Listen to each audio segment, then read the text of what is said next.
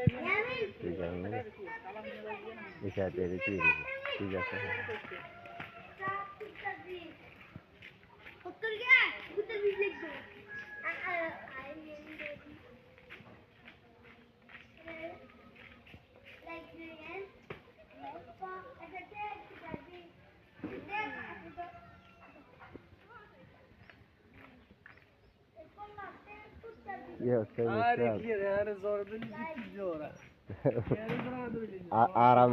আরামের হাওয়া তুই দেশে আছে না দেখবো না